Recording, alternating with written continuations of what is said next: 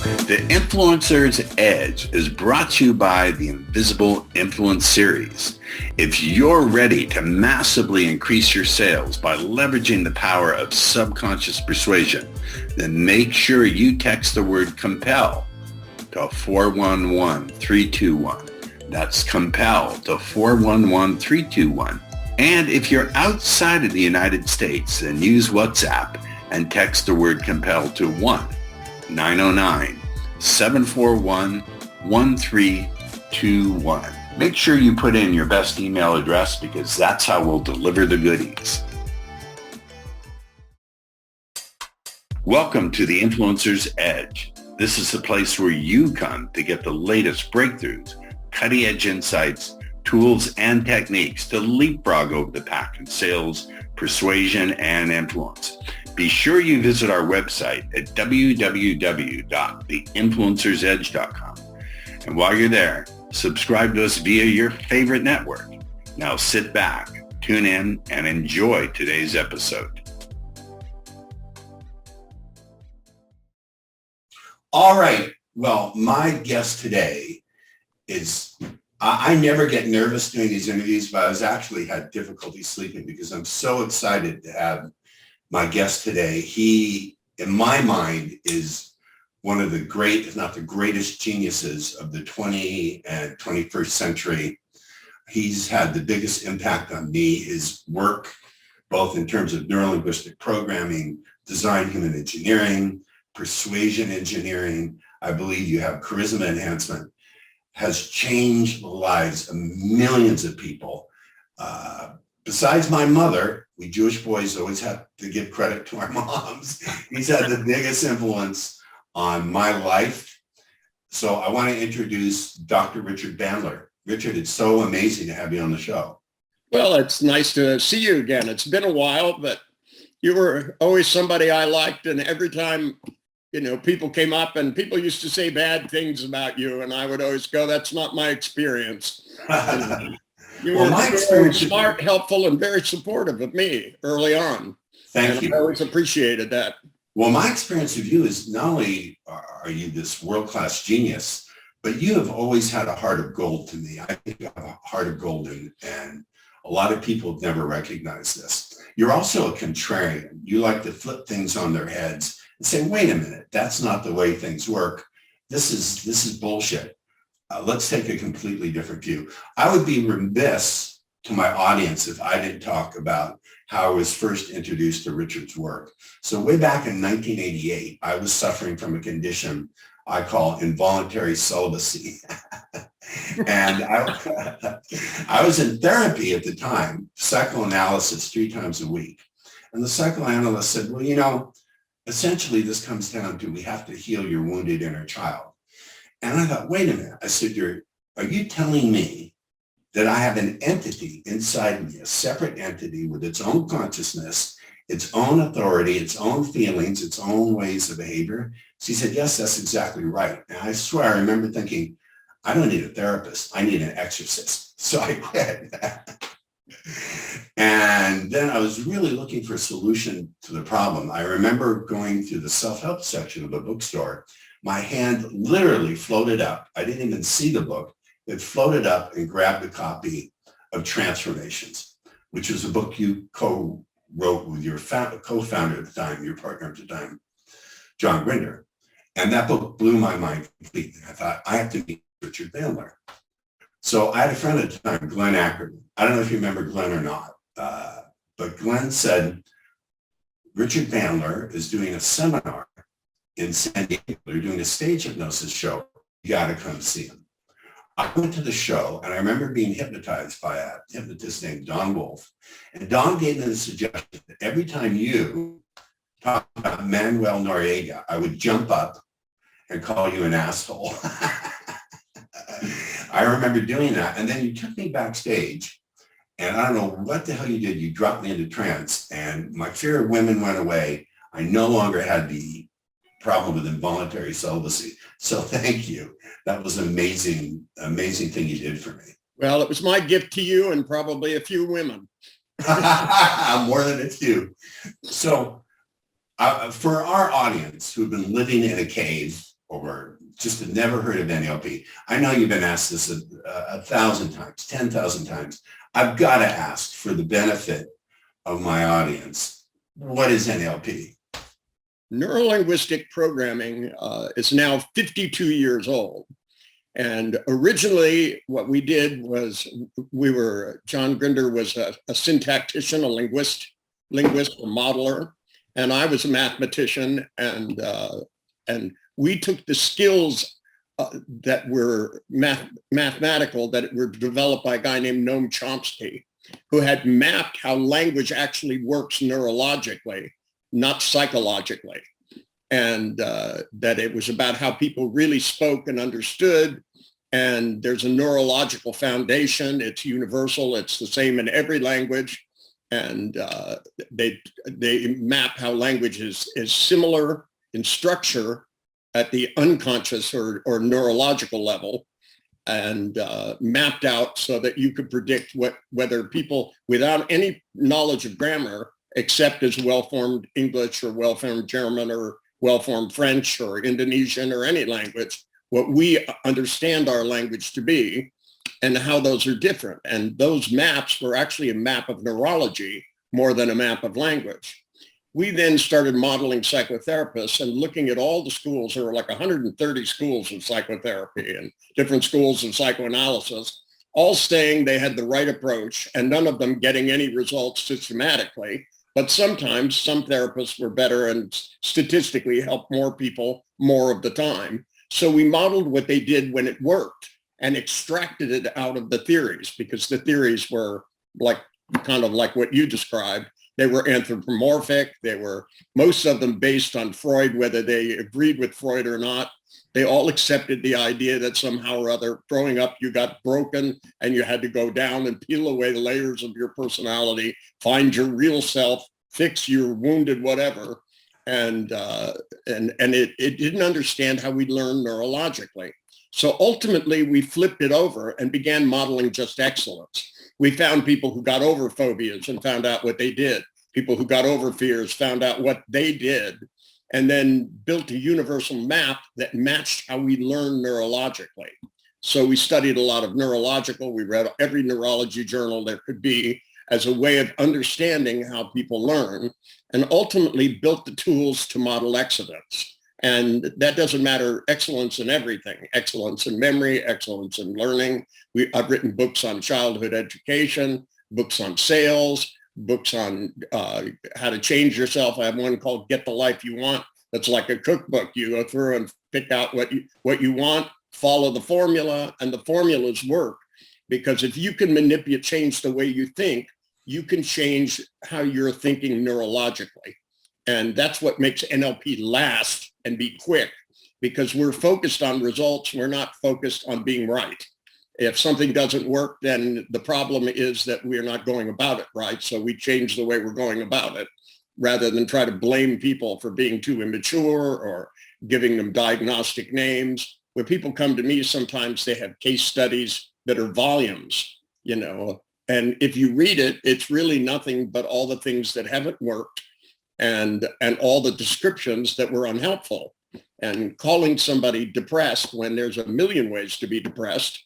The question is not about how you understanding depression. The question is, how do you understand being happy? And so I didn't study fear. I studied people who got over it and people who are more fearless, and found out how they think and teach other people to think like somebody that's successful. Even little things like playing guitar. Some people learn guitar easier because the way they're thinking about it works better. Spelling, one of the things we did 40 years ago was figure out what good spellers did. And it turned out, we went and found people who were winning spelling bees, and we found out they're making pictures of words about this, and the letters are about this big. They're 10 to 16 inches, and they look at a little tiny word on paper. They make a big one in their head. They, say it so that they understand. They say it in different contexts, right? And then they take the picture away and they look at it on paper, make sure the one in their head matches the one on paper, and then they memorize it. And these big constructed images, and we took kids that had learning disabilities and made them disappear in a week. math, all kinds of things. And while everybody was talking about self-esteem, I've still never seen any. Isn't that just to contribute to your answer? When people say self-esteem, it's almost like they're referring to some magical fluid and you're either a quart low or your tank is empty. But one of the things I learned very early on from you is people get trapped taking an activity and turning it into noun. So people look for self-confidence. They look for a thing called self-esteem, a thing called courage. Am I getting this right that you're saying? Well, there's a trick in language that you can turn a verb into a noun, and then you start acting like it's a noun instead of a verb. And when, people come in and I say they have frustration, I say, set it on the table, because they can't, because, frustration is an activity. And not only that, if somebody's depressed, I don't look at it as being a problem. I look at it as a skill. And, that if I did that, thought about the same things the same way they thought about it, I could be just as depressed as them. That's not something I want to learn to do, but I want to understand the difference between what they're doing and somebody who's happier. Because if people say, I just want to be happy, then I go, you need 6 more dwarfs and an unconscious woman. That it's not something you be, it's an activity. One happily goes to the store and shops. And if you understand it's an activity, then you have to understand to do something because it's really an adverb, that's the way in which you do something else. Then you have to have a way of thinking about it to get there. You don't just do this and then you end up being happy. And if, you're struggling with all of your energy in your life to achieve some state of consciousness that's going to last forever, you don't understand brain activity. I spent decades measuring the brain on things called mind mirrors. And the main thing I discovered was even in deep trance, people's brain waves don't hold still. They're constantly shifting from state to state. And the trick is to set up a state that gets you where you want to go. Most people are trying to not do something, or they're trying to do something. They want to have more confidence, but they don't. And so they try to figure out why. And if you figure out what causes it, then you only know how to be stuck. They don't make a target in their brain. The way the brain functions, in fact, I spent a long time adjusting biofeedback equipment, because most biofeedback equipment makes people worse, not better. They start to, they put something on their fingers that measures whether they're getting tense or relaxed. And the little note, it goes, and as soon as it starts to go down, it goes, because it tells you where you are. It doesn't tell you where to go. When you pick up something like this bottle, when your hand reaches for it, as your hand gets closer to it, it moves faster because the brain accelerates towards results. Once it grabs it, then it knows that it has to open it. So it goes through this. As you move towards it, it's slower at first, faster at the end. And the same thing is true about towards your lips, because the brain works by accelerating towards a result. And this, once a neurology is learned, it becomes ultimately faster and faster, but it always starts out and accelerates towards success. When in your brain, you go, I want to stop thinking about this bad memory, right? Then it doesn't tell you how to go about it. It doesn't tell you what you need to do. It doesn't tell you this procedure that gets you to stop thinking about something and feeling bad about it. And we have procedures in NLP. And over the years, these have gotten better, more clear. The more we understand neurology, the more we know how to give people instructions so that they could, because the trouble with bad thinking is, you could just call it stupid, right? But that the point is that it chews up your time. All the time you spent worrying about what women were going to do if you approached them when I first met you. What I did was get you to stop thinking about that and start thinking about it in a different way, so that, the more times you walk up and say hello, the more likely you are to meet somebody you want to.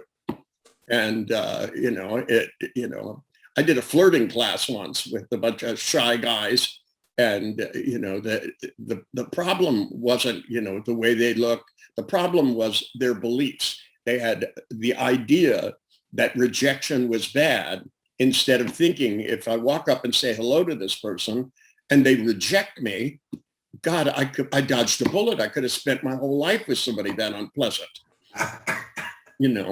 and just move on and find somebody that likes you for who you are. And the more you try to find out who you are, you're not figuring out who you want to be. You're not figuring out how to alter your behavior. And most of my classes teach people to control their voice, their body movements, everything, so that they can be more of who they want to be. And instead of spending time on the inside, figuring out what's wrong with you, you pick targets and goals and get over things. It's not hard to get over things if you know how it's done mentally. And mostly people make pictures that are way too big and they make them feel bad. That's how most fears come about. And, and they run scenarios in their mind of bad outcomes. Imagine if a basketball player, because recently I've had a lot of major league players come to me who, as a result of COVID, got out of the rituals that perform success and started going into slumps when they started to play. And when they come to me, I ask them, what do you think about? And, they'll tell me, I keep thinking of this game where I made this big mistake, it was a really important game and I got too tense and I started asking, what could go wrong? And that's the wrong question to ask. Successful athletes rehearse in their mind successful things over and over again, the night before while they sleep unconsciously. They don't think, how can I miss this shot? They're thinking, what's the perfect shot and what's the perfect way to go about it? Hang on just one second, Richard. So you're saying, and I remember you said this in Richard Bandler's Guide to Transformations. You said you have a skill that I would love. I don't think we have time on this show to go through it. You said when you're learning something new, when you go to sleep, you tend to rehearse it all night long in dreams. I would love to model that skill. That's an amazing thing. I'm learning to lucid dream. So we don't have time to go into that, but do you have something? Well, to a certain degree, I believe everybody does this. The thing is they don't set it up right before they go to sleep. So, if they've done something and made mistakes, they have a tendency to rehearse the mistakes. Very early on when I was in college, I worked at a publishing house boxing books. I took a flat piece of cardboard, stuck a book in it, flapped it over, went staple, turned it over, staple, put a label on it, threw it in a bag.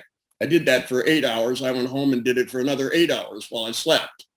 And that our ability, where Freud said dreams were all meaningful, it's what happens when our neurology is growing cortical pathways.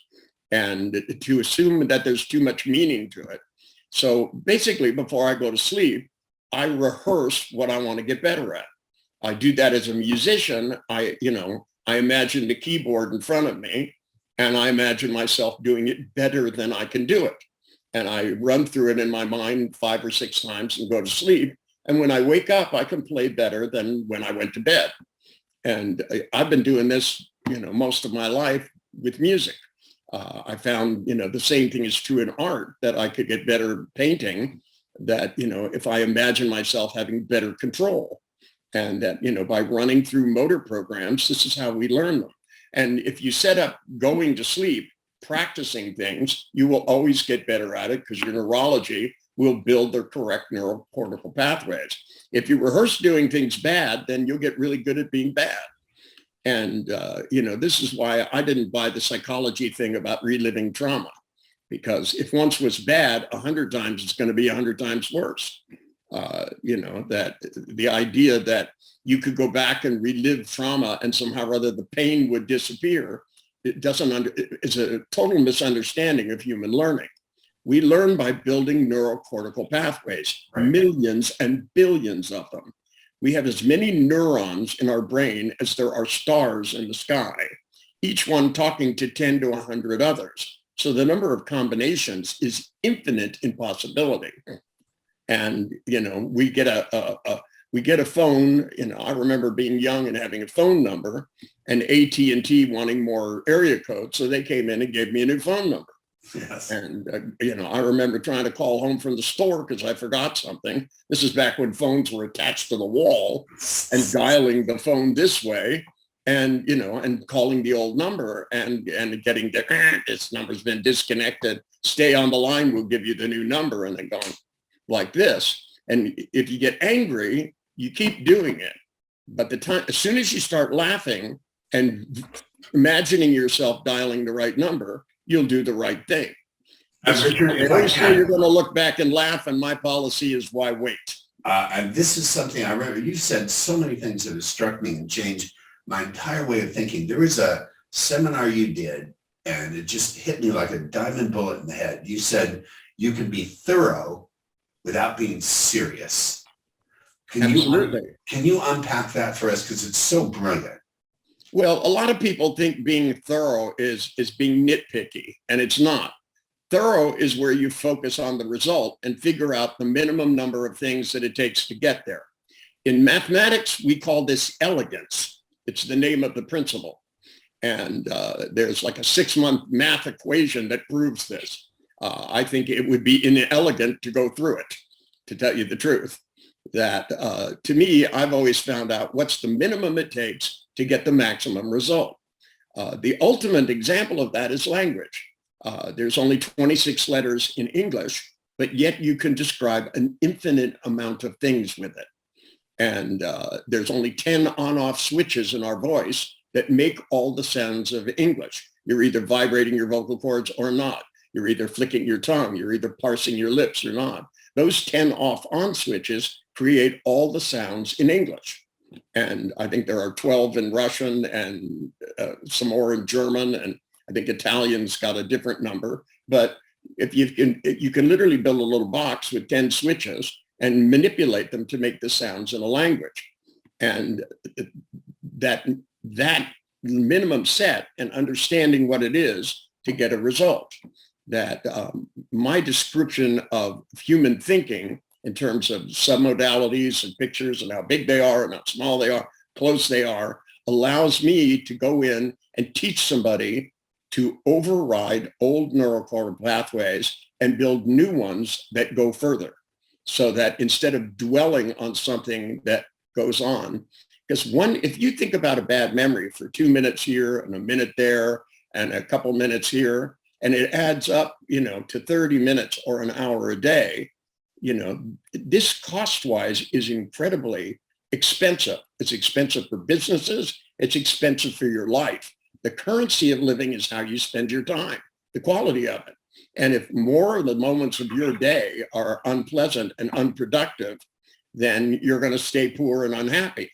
Whereas if you can change those to productive moments and moments, because happiness, I wrote a book called The Secrets of Being Happy, and being happy wasn't about being giddy and jumping up and down and being a fool.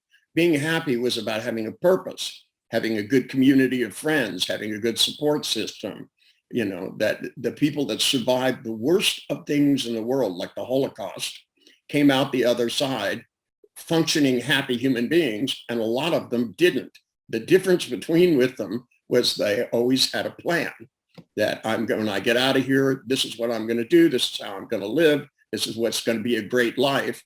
And the others spent their time looking backwards. It was so miserable. It was so horrible. I watched people die. It's a nightmare. I have nightmares every night about it. And this is the choice, because you either dwell upon the past or you redesign the future every day.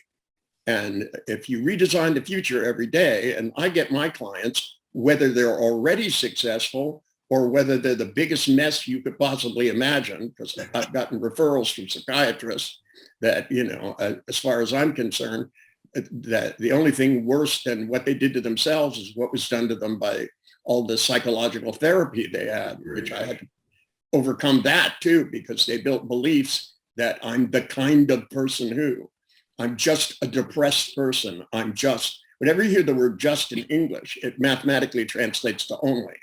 And when people can only imagine being unhappy for the rest of their life, when they can only imagine women rejecting them, Well, of course they don't have a plan to succeed. You have to consider the possibilities as real possibilities, no matter how fantastic they are. And I'm a good example of that. I grew up dirt poor, and I never believed you had to stay that way. And I never believed the government had to help me do it. I never believed anybody would help me do it, to tell you the truth. I was wrong about that because people have helped me along the way. But, believing that you can go from nothing to having a lot, and that you can struggle with all kinds of difficulties and get through them, is because life is going to throw bad stuff at you. Yeah. Every love story there is going to end in tragedy at some point for some person. Somebody's going to die or somebody's going to leave. And if you can't imagine beyond where you are, that's something, you either go, this is the end of everything. I mean, I was with a woman for over 20 years when she passed away. I had the privilege of meeting her. Yeah. And I couldn't, I had no plan for what to do next. And so I went downhill until I made one. And it's not something that Neuro-Linguistic Programming makes you immune to. You either decide to get smarter or you get stupider. That's how it works. And stupid's not bad. It's just redundant and it's time consuming. And now that a technology exists by which people can go beyond it, I've had people read my books. When Frogs and the Princes came out, I used to have a little P.O. box and it was in the back of the book and people could write me. People would send me postcards from the Grand Canyon saying, for $8.95, I cured myself of my fear of heights after 12 years of therapy. Yes. Thank you very much. And because it's the procedure, the protocol that works. It's not the person that does it. The therapists always say you have to be intuitive or inherently helpful or warm or empathetic and genuine, and all of these, things that are theories about what makes a good person to be a coach or an agent of change. And the truth is, it's the technology you have and your ability to be perceptive about how to use it and your ability to listen. Because most of my clients who had been in therapy for decades and came to me in the first session told me exactly what to do if I listened to them. Yeah, I had the insight because I've done a lot of change work with people. If you are empathic, it actually can get in the way because you begin to feel your client's emotions and you buy into their story. And well, imagine if doctors had to do it. If you came in with asthma and so they had to start having asthma to help you, that would be ridiculous. And to think that somebody's going to help you, the people that can help you are people that can see outside your box, not being stuck in the same box. I mean, I can understand how my clients have problems because as I ask them questions, they describe their model of the world. We all don't experience the world directly. We build representations of it in our head. They're built out of neurocortical pathways. And if I understand your beliefs and what you can see and what you can't see and what you can believe and what you can't believe and what you can imagine and what you can't imagine, what you imagine way too much most of the time, I can understand how you're stuck where you are. It makes perfect sense. They made a film of me once. A couple of psychiatrists challenged me to see a client of theirs, actually 3 of them. And in this film, this woman comes in and I haven't met her. And the psychiatrist tells me that she's been in therapy with her for 8 years or something. And they tried vitamin treatments and drugs and all of this stuff because she has panic attacks when people are late. And when she came in, I asked her, I said, what exactly would you like to have happen today? And she literally picked up her hands and goes, I have a problem I'm too close to. And I said, so how do you know when to panic? If I was working for you and my job was to have your panic attack so you didn't have to, what would you tell me to do? Make an appointment at 3 and then throw myself on the floor. She literally goes, no, that would be ridiculous. She goes, you have to work your way up to it. How hard it is to find good help these days. And she describes, how, she sees an accident across the street and gets closer and closer and realizes it's the person she's going to meet. And until she's so close, the bones are sticking out of the skin and blood is splattering on her face. And that makes perfect sense to me. I'd have a panic attack too if I did that. A horror movie. She's running a horror movie in her head. Right. And a really good one too. She worked for Stephen King. But, when I looked at her and I said, has it ever occurred to you to just not do this? And she said, well, I don't really think I knew I was. But, once we learn something, it runs so fast unconsciously that, if you don't slow it down, take a look at it, and better than that, change it, because it's running automatically. Neurocortical pathways work automatically. So the trick is to run them backwards, so that flattens out the neurological charge, because, be it infinitely small, in neurocortical pathways out of the billions woven together, know which way to go by size. And so if you either connect them together or make them go somewhere else. And so very often I'll just have people put a border around it. I'll go, how big is this? Is it life size, larger than life? And they go, larger than life. And I go, okay, put a border around it. What's your favorite color? And they'll go, blue. And I go, put a 2-inch blue border around it. Now shrink it down and take a brightness knob and turn it all the way white. Have them do it 3 times and then have them think about it and try and feel bad, and they can't do it because it just doesn't work anymore. You take a neurocortical pathway and it doesn't stop in the same place. It goes to what you added to it. And very often bad memories, if people just put the border around it, it changes because it switches from being a remembered image to being a constructed image.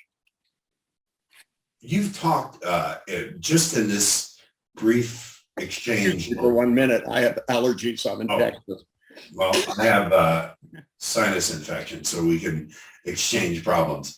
In the brief time we've been talking, you've mentioned new neurocortical pathways and that there's so many different possible combinations.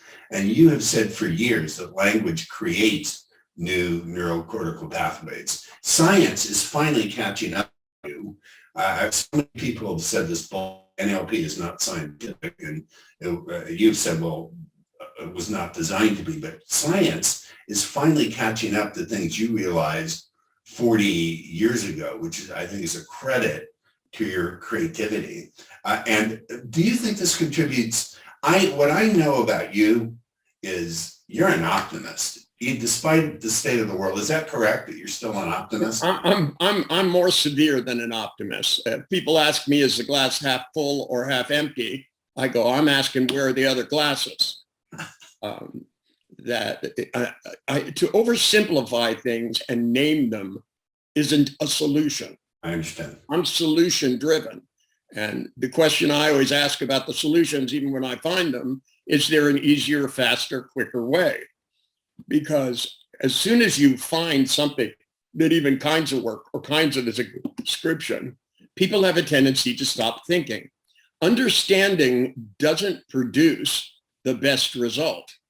And because when people say, when you're talking to somebody and they go, oh, that means their brain just shut off.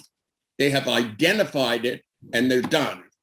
And that's not what I'm after. With me, when I listen to people, I don't want to understand them.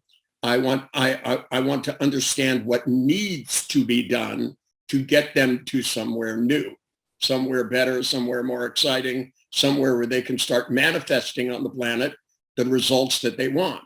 And that requires that you change the way they think. That book up behind me, which is called, which is a 15-day plan to get smarter, is because when I wrote that book, all I wanted to do was to teach people how to use their brain so that it became productive, so that they understand it's not naming things. It's not going, oh, I'm depressed. It's making a new plan. Any successful businessman knows that when things go south, like when COVID came along, you have to pivot and make a new plan. That's why we're all on Zoom these days. Podcasts became bigger business because people couldn't leave their house because the government didn't want us to build up our immune systems. I couldn't agree with you more. I want to backtrack to something. Sure. You are an extremely accomplished musician, and you're a mathematician. So the question that occurred to me when I was prepping for this interview is, in what way has that influenced your development of NLP? And the second question, the follow-up question is, do you think you could have developed NLP if you were not a musician and a mathematician? Would you have been able to do what you've done? No. Understanding symbolic logic allowed me to separate content from form. That, when I was in college and I studied symbolic logic, that arguments can be valid but aren't true. You can have ridiculous arguments, but they're valid arguments. All green cats have to be on tables. To begin, presupposes there are green cats, and that they have to be on tables. And so if you go, this is a green cat, therefore it's on a table, is a logical argument, but it's not. It just simply is nonsense.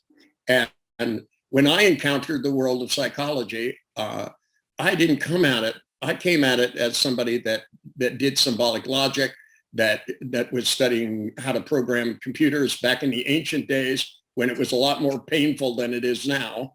When there was Cobalt and Fortran, and you went through step by step. Back when a floppy disk was this big, it was called an RKO5, and it held like 1,000 bytes of information on it. So programs were enormously expensive, and equipment was tedious, and it meant you had to be thorough, but you also had to be adventurous to get these things to work. Now, when I moved, because when I transferred from junior college to a 4-year college, I lived in a house owned by a psychiatrist, and I began reading the stuff that he had. And I had had the experience in my college. They forced us all to be in like an encounter group, a counseling group. I don't know why they did this to us, but originally counseling guidance 50 had been where they show you where the library is and stuff like that. And they switched it to where we had to all sit around and follow these T group feelings from the NTL labs in Harvard, where, they give you 30 pages of how to communicate congruently. And the first one was don't ask questions. And the first thing I did was ask why. And the guy goes, because behind every question is a feeling. And I go, yeah, my feeling is this is a little load of nonsense. And I have a low tolerance for stuff that doesn't fit, doesn't work. I know. And as I read all these books, there was so little. I mean, there was like 150 books that I read, and none of them said anything you could do other than drug people.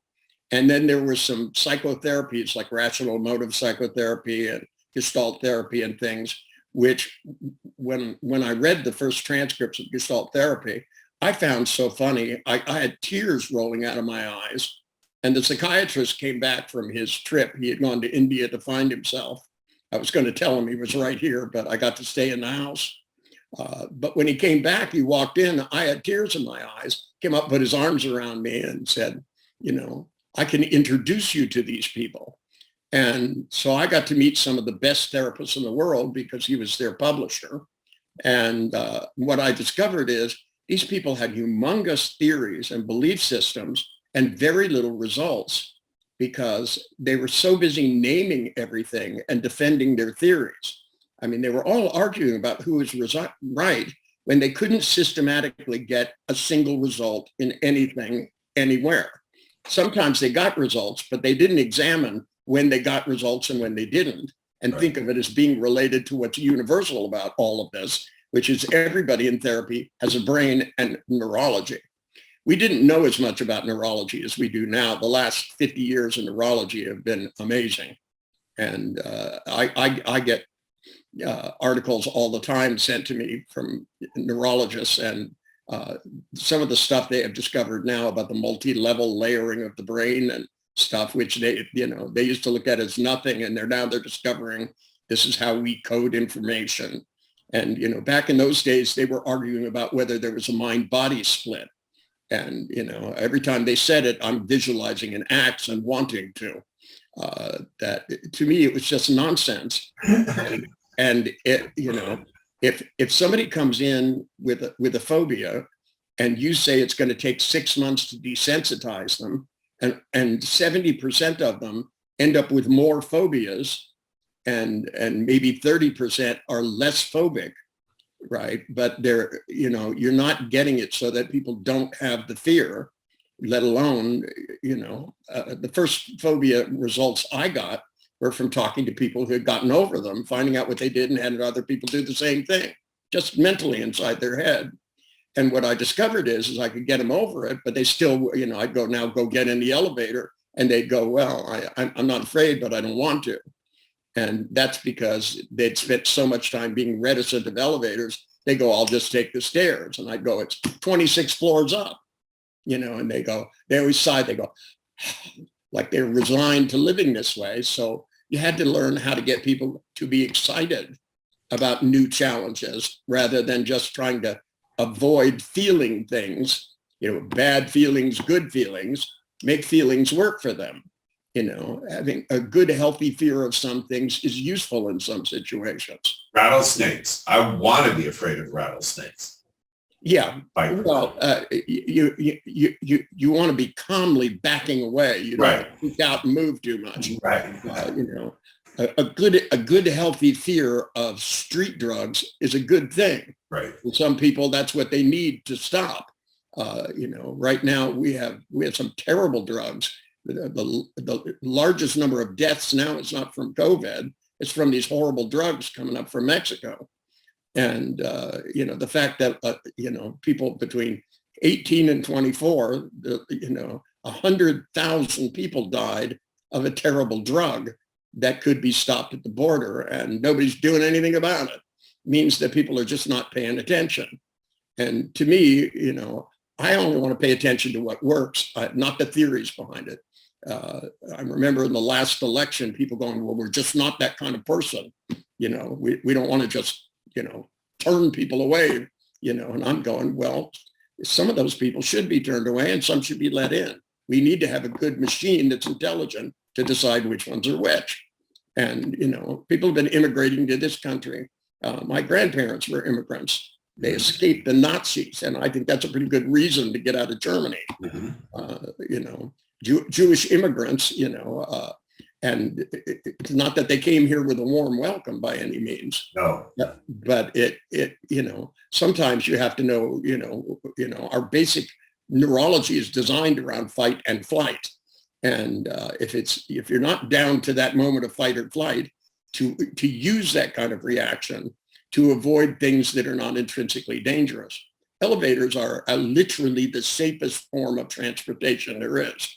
In San Francisco, which is where I was at the time I was doing this, I looked in the records and only one person had been killed in an elevator in something like 75 years.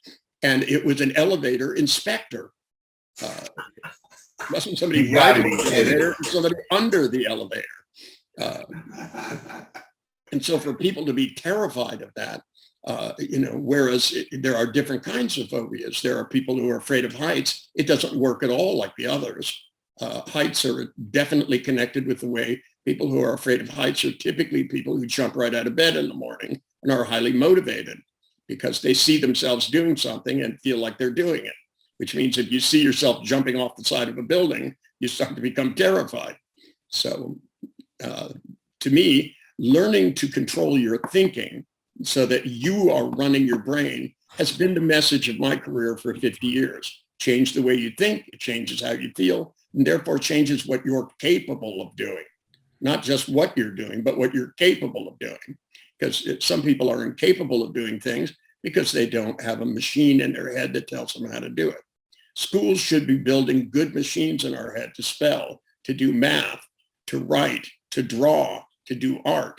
I got into doing art because I saw an artist by the side of the road in London. Well, it was on the Thames, actually. It's by the side of a river, drawing a tree on the other side of the river. And I walked up and I said, how do you get the tree from over there to over here so perfectly? And he literally said to me, he goes, well, this is going to sound crazy. And I said, well, you don't know who you're talking to. Nobody's talked to as many crazy people as I have. And he said that he imagined a hand just like his hand across the river with a big pencil and as the pencil went on this, there was a wire that came all the way across the river to his hand. And so he just followed it and it told his hand what to do. Wow. Well, when I took art in school, they didn't tell me to do that. Oh. So when I drew a bowl of fruit, it looked like somebody sneezed crayons. And then they came up and went, "Oh, you are not artistic." A lot of bad post-hypnotic suggestions in our educational system. Yeah. And I try to teach people that, instead of going back and discovering why you can't do something, build a machine that tells you you can. And the more machines that are successful in your head, the more successful at the more things you'll be. You don't have to reinvent the wheel. There's a lot of talent that's learnable. Yes. I wanted to ask you something because I want to turn towards sales. The show is slanted towards sales and influence. One of the things that people always ask me is, how do I stay motivated? And I know you've talked about wanton motivation. Can you tell us, what do you mean by wanton motivation? Unbridled. That most people look at something that's difficult and they go, when I developed my first sales training program, I did it because a guy came in. I had a client that came in, and I said, because most of the time I find skills by asking people the question, what can you do well, or what do you do for a living? Because in order to be able to do certain things. So if you have somebody that's a medical doctor, he's got good visual memory. And so I asked this guy, I said, what do you do for a living? And he said to me, he goes, I'm just a car salesman. And the way he said it was like he didn't approve of it. And I thought to myself, I said, that's crazy. You go to college, you can get a PhD in poetry, but they look at salespeople as not having a technology, there's not research done on how to do sales. And, this was 50 years ago. So I decided to create it and literally went out, started selling cars, and started discovering who were the most successful salespeople, and modeling what they did, how they thought about what they did, and how they viewed challenge. Can you unpack that for us? Because my audience would love to know what the commonalities were. Well, the commonalities were real simple, and I'd seen it before because some of these things occur in other professions as well. But let me tell you a little story. When I went in to do a training, there was a furniture store, and most salesmen, their close ratio in furniture is like 15%, which is odd because if people come into a furniture store, they want furniture. And so to me, I looked at that, and I always try to get people to increase their close ratio as a goal, right? And not to worry about a single sale, but they need to be able to sell to more people, which means they need to have more than one pitch. If they use the same kind of pitch, it's only going to work with a certain number of people. And so they have to be able to read the person well enough to know how to adjust. And I asked this guy, I said, who can't you sell things to? And he, without hesitation, said, well, a lot of people come in and they bring somebody that knows more about stuff than they do. So if they're looking for a couch, they have a brother-in-law that, knows, has been buying, furniture for, a generation more than them, or an older brother that bought furniture and knows what to watch out for in salespeople and what to look for in good furniture or something nonsense like this. And when he said that to me, when I said, so somebody brings in an extra person and you find it more difficult to sell, because my brain is going, how do I sell both these guys something? And if you ask the right questions, you start looking for the right answer.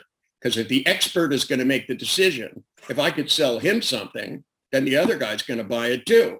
Right. And so I have to know, how does this guy make the decision that something is correct?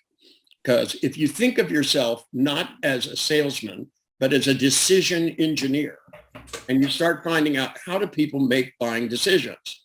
What's the difference between something they saw, they almost wanted, but they didn't buy, and something that they saw, they wanted, and they bought it? you'll discover that typically it's the size of the picture, it's how close the picture is. It tells you where to hold your brochures, and it tells you how to talk to somebody. You know, some people, they have to be able to imagine themselves with it in their house, sitting in it. And, you know, if the person goes, well, you know, I bought this chair, I loved it, but I could really see myself sitting in it watching TV. And then you go, well, if this couch was sitting in there and you were on this couch watching television, laying down, seeing this, can you see that in your mind? Because people will tell you how to close a sale. Bad salesmen do the opposite. I went in to buy a digital auditory machine because I found out you could hook the one I had to another one and make copies. And it would do it at high speed, digital auditory tape. And so I went to buy the exact machine I had, walked in a stereo store where I bought the first machine, walked up and said, I want that. And the guy said, well, hold on a minute. Let me be honest with you today. As if they're not honest. That's out of the ordinary for him to be honest. Yes. And, you know, and to close that sale, all he would have had to say is okay. And then go, what are you going to use it for? And then start selling you other stuff. And, you know, when the guy started to give me bullshit about some machine that was better, which wouldn't allow me to make copies at high speed, I finally said, I need to talk to your manager. And the manager came out. And I said, this guy won't let me buy what I want. And the manager said, what? And I said, oh, never mind. And I pointed to the 50 televisions on the screen and said, there's an ad for a better store in your store. You must really think they're a better space. And started to walk out. And the guy goes, hold on. He goes, that's just cable TV. I said, well, if you're advertising another store in your store, does that sound smart when you sell video machines? And he went, no. And I said, you know, I could make you a video to help you to sell things. And I ended up with a job and a free piece of equipment. Now, most salespeople look at a difficult situation not as an opportunity. And if you start to go, how would I have to adjust myself? See, with my clients, when I did something and it didn't work, I didn't go, it's because of the client. I went, I'm doing the wrong thing. Mm-hmm. I need to listen to this guy closer and figure out what would work. Or go to somebody that had already done this in their personal life. I mean, I literally put an ad in the newspaper. How many people have gotten over an incredibly intense fear without therapy? And then I interviewed them with a lie detector and paid $100 to everybody who told the truth about getting over it. And they all told me almost exactly the same story. They said, you know, there was a point in my life where I started to get fed up. I started to imagine myself doing this for the rest of my life. And I saw myself doing it over and over again. It felt so stupid. And, you know, and then they describe how they changed the pictures or they flipped the pictures or, you know, or they started looking at themselves, you know, not being afraid and wanting it more. And this one shrinking and that one getting bigger. And as I got the details of how they fought their way through it, I then could go turn around to somebody and have somebody else do the same thing and get the same result. And in sales, the same thing is true. If you can gather the right information about how they actually make decisions, you can save yourself enormous amounts of time. So, you know, when I was selling cars and people would walk in, I'd go, you know, you're obviously looking for a car. And I would point at the car they were looking at and I go, I'm worried this is not the right one. Have you ever bought anything and known it was the right thing? And I watch their eye movements because when people recall things, their eyes move to a different direction. They go up and to the left. And when they construct images, their eyes go up and to the right if they're right-handed. If their watch is on the other arm, you reverse it. But if I pay close enough attention to how they're thinking about it, and then I go, what was it? And they go, oh, well, you know, I bought a car once before. I really loved that car, you know, and I go, well, how did you know it was going to be the right car? And they'll go, well, I could really see myself in it. I could see it, you know, driving with my friends. I could see this, I could see that.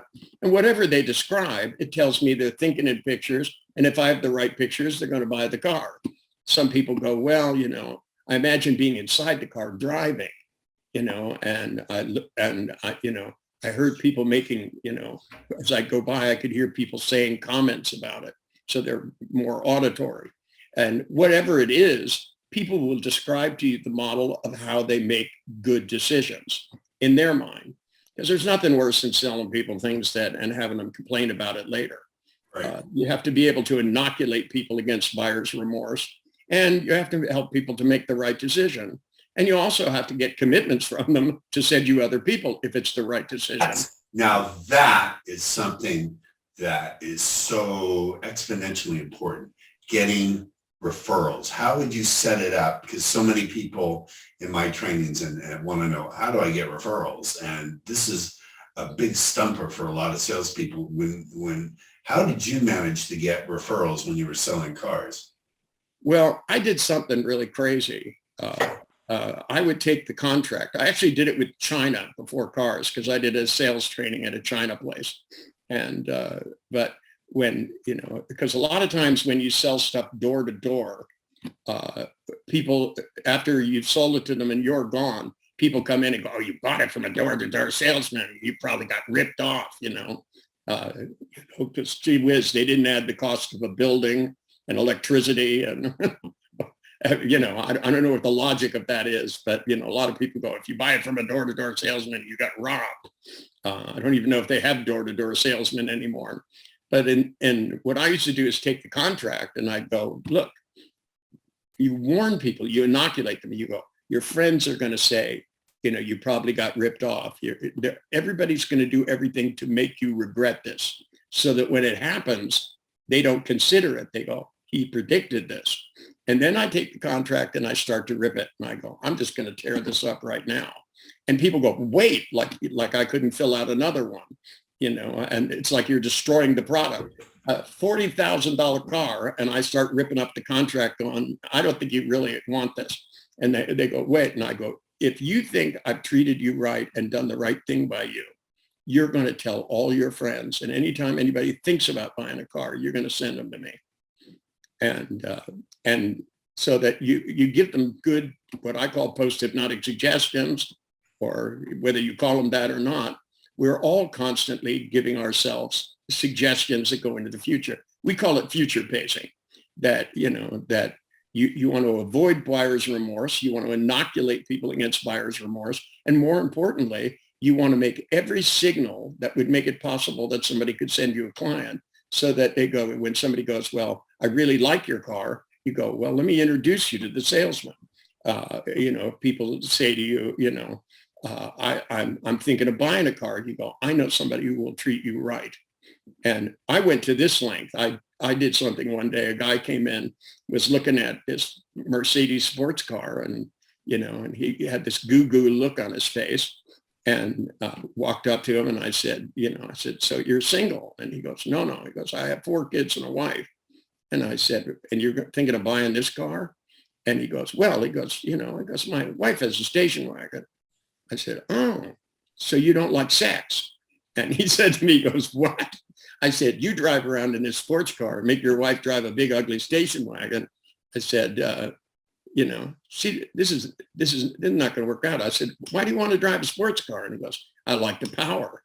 And I said, I have an idea. So I took him down the street to another car lot and showed him an Oldsmobile. In those days, they had an Oldsmobile station wagon with an aluminum block V8 and a big special transmission. And it was like a hot rod, even though it would hold 9 people.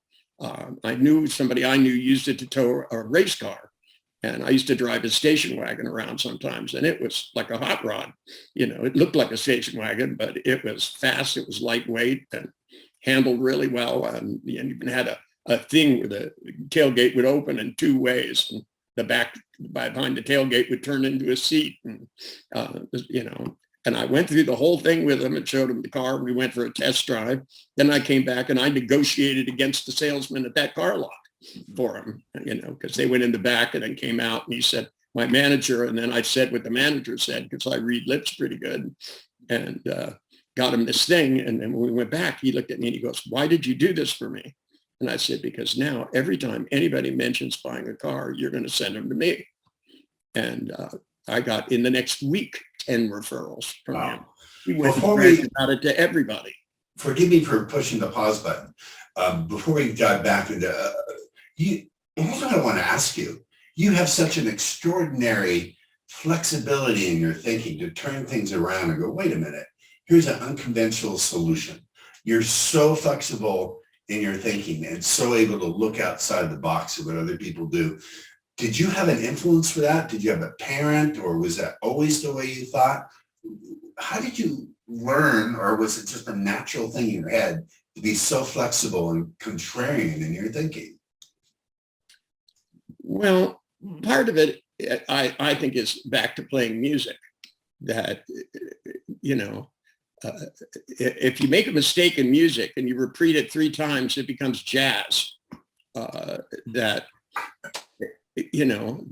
there really are no mistakes. There are 12 notes, and you can put them in infinite number of combinations, and it's based on the rhythm of it. And when I was playing guitar, my hands aren't that big, and I'd have trouble making some of the chords. So I literally made up a new way to do it. There's always another way to do it, another place to play it, another way to hold it. And that I didn't learn from other people, so I don't play correctly. Every time I play the piano, people look at me who play piano and they always go, your fingering on that is completely incorrect. And I go, but I've been doing it so long, I can't stop now. To me, it's about what I hear. It's the result. And if you're interested in the result and your brain isn't going, this little result, but you have a longer view of things, that when I started out to see clients, I never thought I'd have the career that I've had. Psychiatrists told me about their patients, and I'd go, I'd like to meet them. And then I'd start asking them questions to try to figure out how it was possible to do what they were doing. Not how to get them to stop it, but, when they come in and they, would tell me, that they have nightmares, and I go, well, how do you know which nightmare to have? And they would look at me and they'd go, that's a really weird question. And I go, well, do you think about stuff before you go to sleep? What do you do? Because, how would one accomplish this? And if you think of the human condition as a series of accomplishments, there are accomplishments that are wanted and some that aren't wanted. Right. And if it's one that you don't want, then you have to go about it differently. And you don't have to just go about it. But I never thought about it as doing it, because people would always go, so you took the guy out, he's terrified of pigeons, and you had him run through a room full of pigeons. I did this at a conference once with a psychologist who was terrified of pigeons. And there were, I think, 650 analysts, psychoanalysts, and a couple of hundred psychiatrists and a couple of hundred psychologists. And since I was not licensed, they wouldn't let me see what they called a real patient. And I said, fine, And so I said, who here's got a big fear? And 3 people turned around and pointed at this guy and said, pigeons. We had to bring him around the back to get him in the building. He's terrified of pigeons.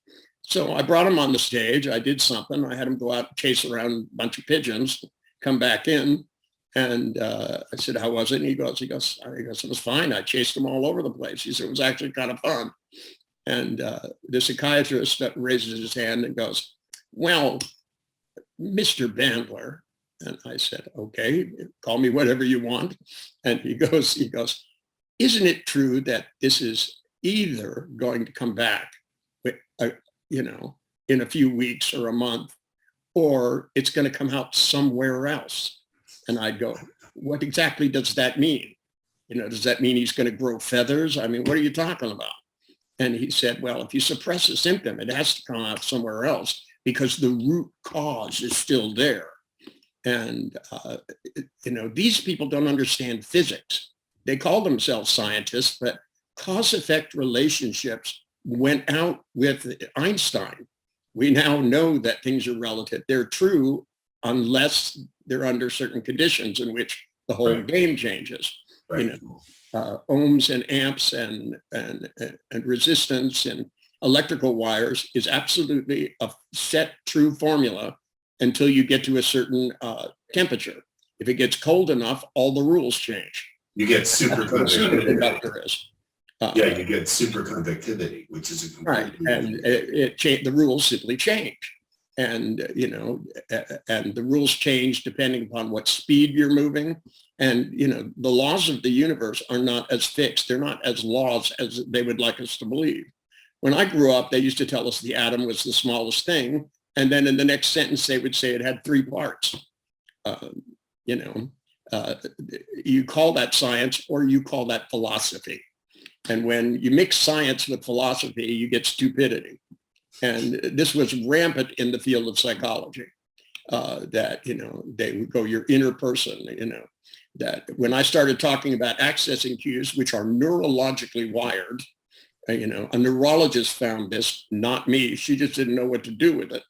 Her name was Dorothy Kimura. I read it in a journal article, and I went out and tested it, and it works. And when there's a difference between remembered images and constructed images, and auditory internal, and you can see it all the time.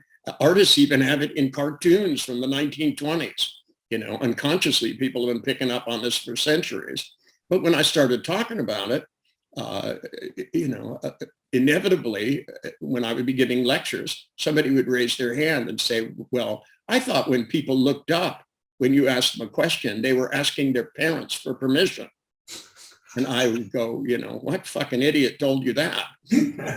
So my parents aren't floating up there, and they go, well, I'm a TA person, and so, That's transactional analysis for those people who are watching and don't know. Right. And, and they were taught to believe that, and they never questioned it. So, and then there was the whole thing about if you ask somebody a question and they look away, that they're avoiding something. That was even more nonsensical. They're thinking of the answer when they look away. We have to access information to represent it to our brains. So when people go, let's see, they are. I don't know how they missed it for so long. Gotcha. One of the things that always drove me crazy until I learned from you was I would go to events and they would say, well, just learn from every experience. But they never gave me a process or formula for doing it. They just told me to do it. And I always give the analogy, that would be like if I'm driving my car and it breaks down in the desert, my phone has a little bit of a charge left. I call the mechanic. He says, well, you just have to adjust the fragostat with a who's it. And then the phone dies. And I have no process to do it. That just drove me crazy. So I know for anyone who's in the field of human endeavor, particularly for salespeople, because they have to forgive my metaphor. I know it's only a metaphor, and I apologize if it's incorrect or inaccurate, but they have to go up a learning curve. They have to learn from mistakes or experience. So do you have a process that you found is really quick and effective for learning from mistakes? Well, to begin with, that if you look at the toughest clients that you have, my career was built on the fact that I had a cadre of psychiatrists and psychologists and social workers that sent me patients because no one could deal with them. What I asked for I said, I want somebody that everybody's given up on. And the reason I wanted them was, number one, there was nothing to lose. Number two, I had everything to learn. Because if I could develop a procedure, a protocol to help that person and send it back down through the system. And part of the reason I started doing training was because, that there was a severe lack of these procedures. They now show up everywhere. There's something called positive psychology, and there are sales training programs that have pictures of the eye accessing cues.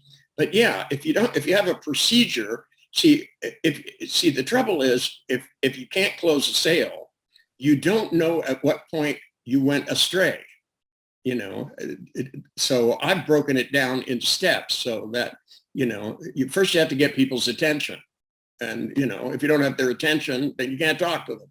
And so, that may be that you just walk up to them and say, hey, how you doing? Sometimes you stand across the room and you go like this, make them come to you. And then when they get over there, you go, what? And they go, oh, I'm sorry. I thought you wanted to talk to me. And you go, no, I'd love to talk to you. What are you here to buy? See, if you structure your language and so that you ask questions that lead to where you're going, and people go, well, I was interested in getting some new chairs, right? And then you go, well, how will you know if you're interested enough to buy them? And exactly what would be the perfect chair? How are you deciding what would be the perfect chairs to buy? And they go, well, I'm trying them out. they have to feel right. That's different than if they have to look a certain way. I mean, Right. it may be a combination of both, but you need to gather enough information about how this person makes decisions so that you can package your language so that it matches the way they think maximally, so that you can take the path of least resistance. And then you need to inoculate them against, so that they don't have buyer's remorse of any kind. Because a lot of times people come in, they sit down with you, they take you in, they sit you at a table, they write down all the things that you want, and they slide it across the table. Now, here's the problem. A lot of people, when you ask them about things they regret and things they don't like, look down, because those are all in their mind down here. Right. And so they're spatially anchoring all those feelings to the right. And to avoid that, I always recommend clipboards, so that you can give somebody a clipboard so that they can keep it up at eye level. In fact, I put my thumb on the pen, and as I hand them the clipboard, I lift my pen up and it rolls down. And when they grab it, they're kind of in between thoughts, and I'll go, just sign it. And a lot of people will sign it. And then I go and feel good. And I go, now let's talk about what this means. And, a lot of people dilly-dally around. They explain every little detail. I'll explain it to them, and I'll tell them, now you can tear it up if you want, or you can go home with beautiful furniture. It's your attitude. You have to build this belief that says you can sell anything to anybody, anytime, anywhere. The only question is how you go about it. Right. You have to know where to start. You need a roadmap, and then you need lots of techniques and procedures so that you have 20 different ways of describing the same thing to a person based on how they think, not how you think. This You're not means you have more yourself. And this means you have more flexibility in the system. Right. You have requisite drive. Flexibility is everything. If you don't have flexibility, then you're limited in your ability to deal with the world.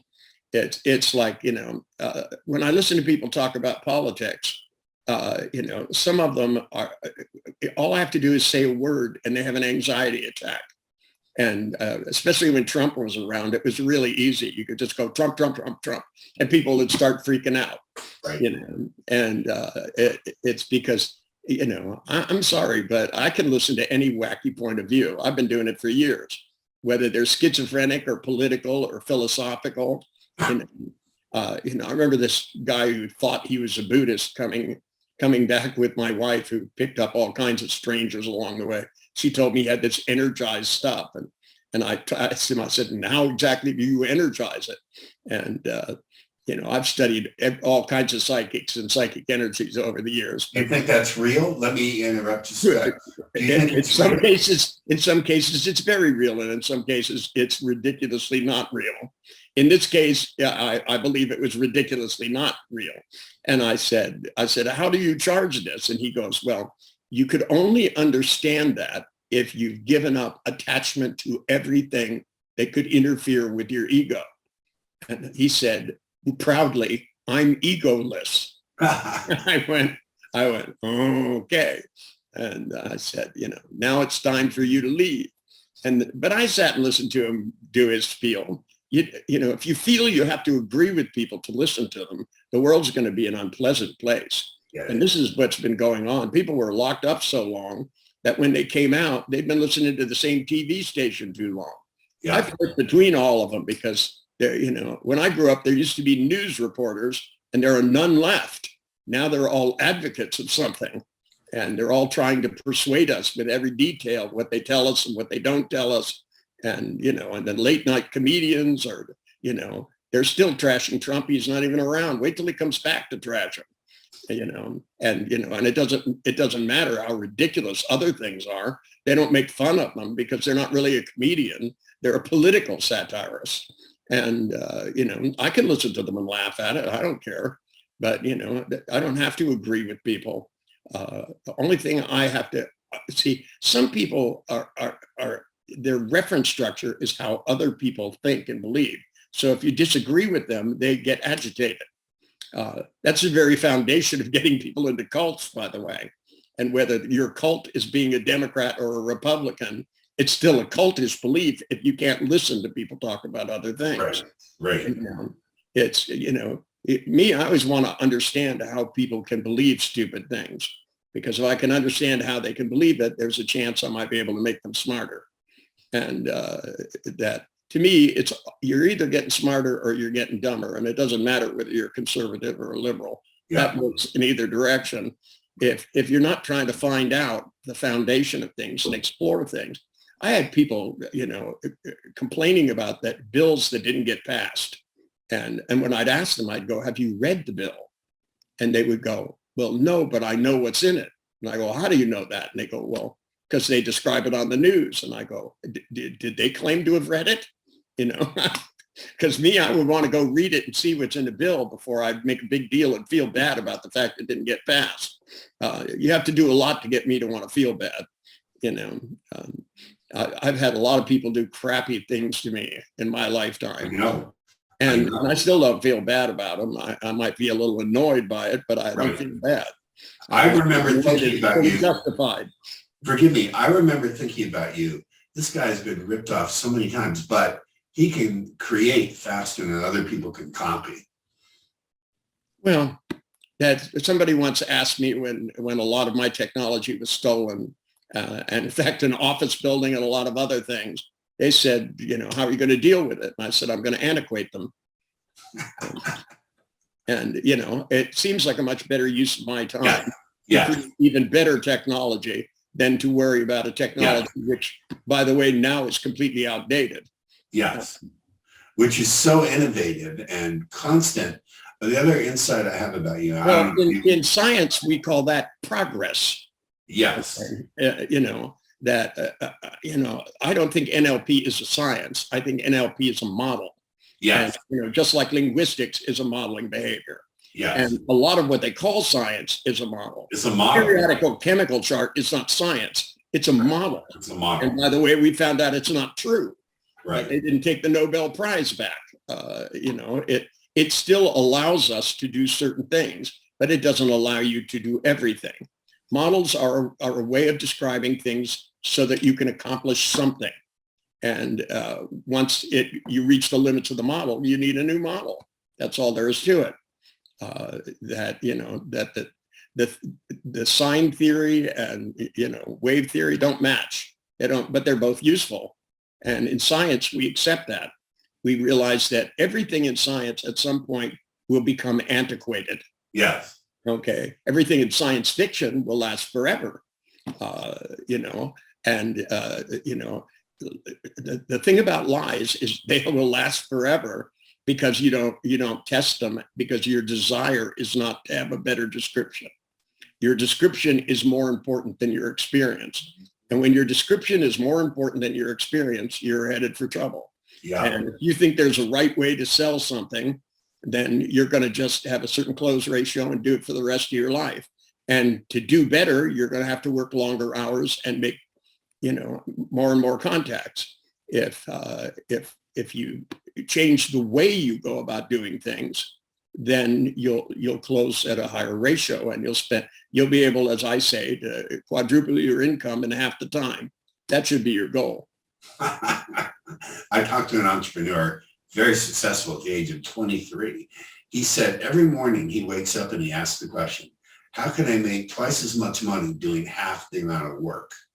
Which I thought was a really brilliant way to go about thinking. Well, that's called aiming your mind. If you don't aim your mind, it doesn't explore the possibilities. If you're asking yourself all the time, what's going to go wrong, you'll find it. And your brains are really good at that. You aim a brain, it goes there. It doesn't really have emotional considerations. It's not intellectual. It's the motor. When I wrote the book, Using Your Brain for a Change, in the introduction of the book, basically the first chapter, I lay it out and I go, look, your brain is going to run on, and you're either going to take charge of it or it's going to run wherever it's going. And it doesn't have good or bad feelings. It just has a motor that runs, and It's based on your neurology. And your neurology is either if somebody isn't driving the bus, then the bus is going to be out of control. Correct. Yeah. And if anything you can do to take control of your thoughts, and a lot of people go in and they go, I can't stop thinking about something. Well, that's because there's no owner's manual, that the mechanic didn't tell them that, if pictures are too big and they're overwhelming you, put a border around them and make them small. Do it quickly and it will stay that way. Do it slowly and it won't. Because it turns out it's easier to change quickly than it is to change slowly.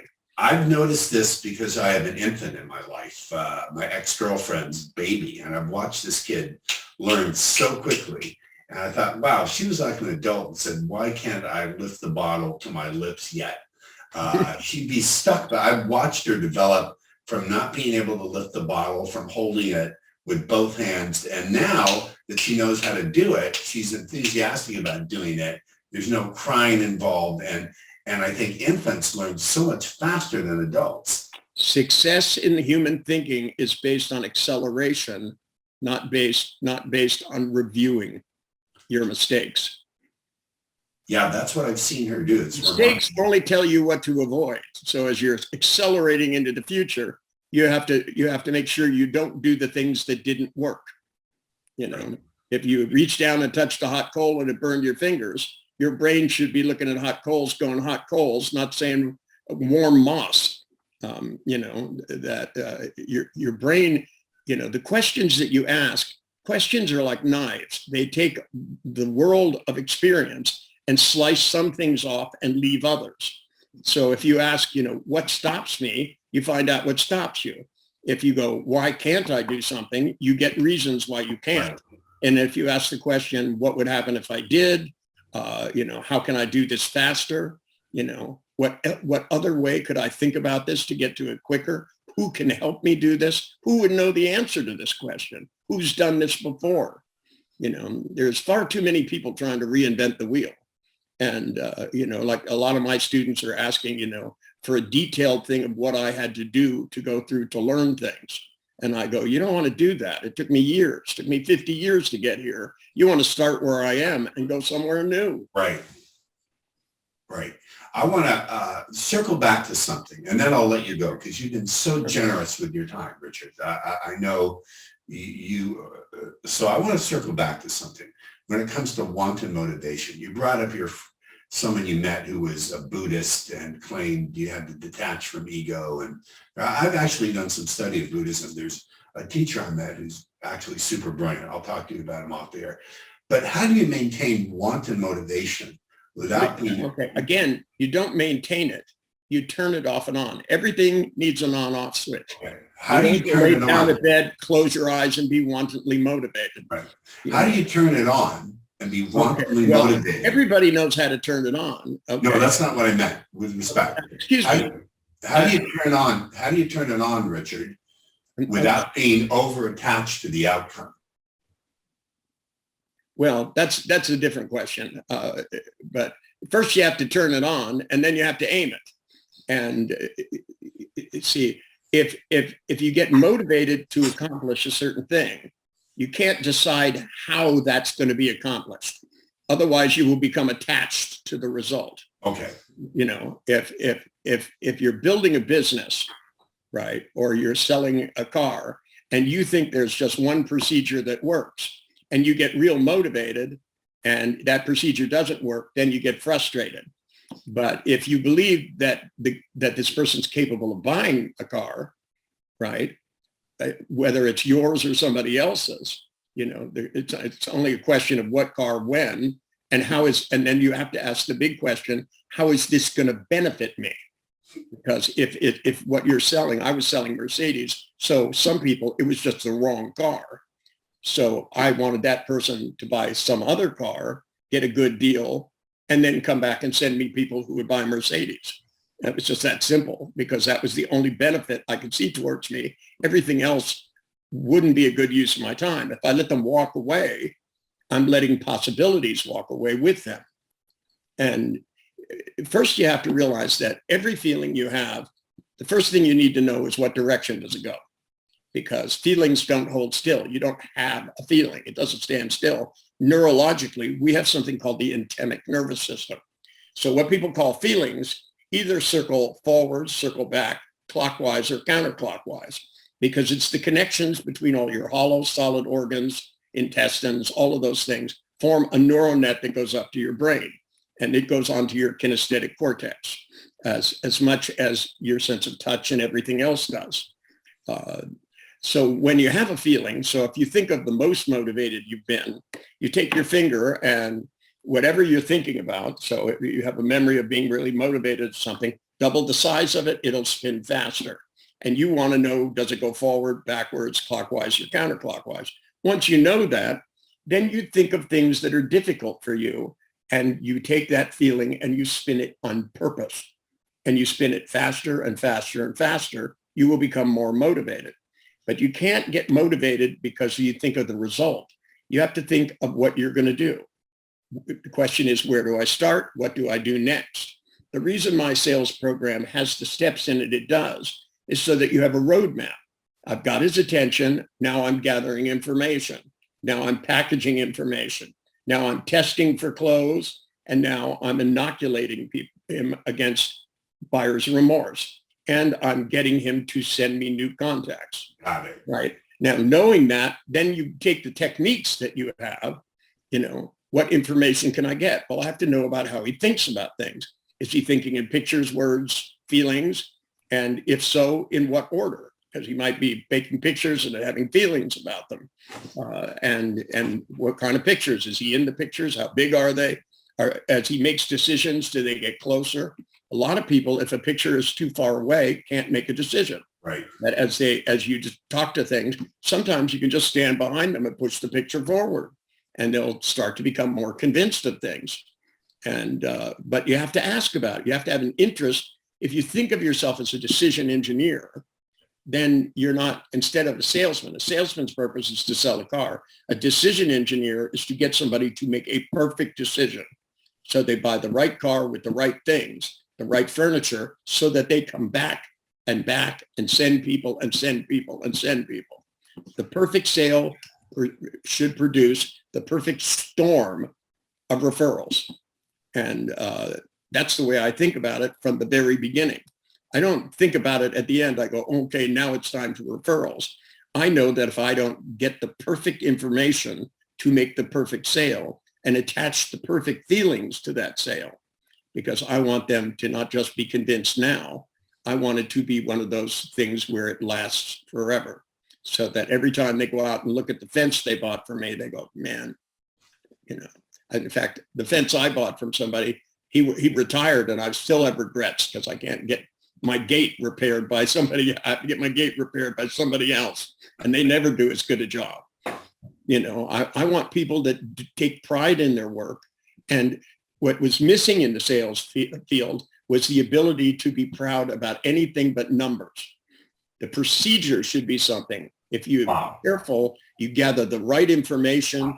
You teach people how to make better judgments than they're making. You teach them to make a good judgment about what they're doing so that they don't buy the wrong thing. They buy the perfect thing. Wow. And then you attach it to them becoming connected with you in your circle of influence. If you sell a house, you want that person to send you other people to buy houses. Absolutely. Why would you send somebody you sell a house to a newsletter every month if you didn't want them to say, because you want them when they buy rental property, when they buy their next house, when their friends buy houses, you want to keep your name in their head, and you want it attached to wonderful feelings.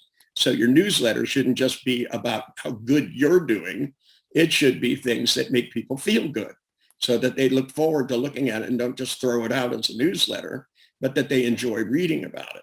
And if you talk about how, if they met your family, I know a real estate agent down in San Antonio that has his people to buy houses come over for barbecues. And it's, and somebody said to him, you're wasting money. Those people have already bought a house. Well, yeah, but then they start talking about having rental property. They start talking about if they want to downsize or upsize. You're either in business for a minute or you're in business for years.